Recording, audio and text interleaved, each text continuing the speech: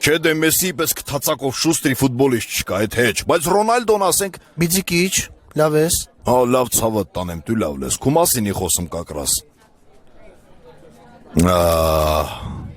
Ռոնալդոն ամենաուժեղ ֆուտբոլիստն է իրանց թաղի։ Արա չուտեք այդ քյաբաբը, չուտեք, հորս արև ժոգատալի։ Արդեն կերել ենք։ Կերել եք։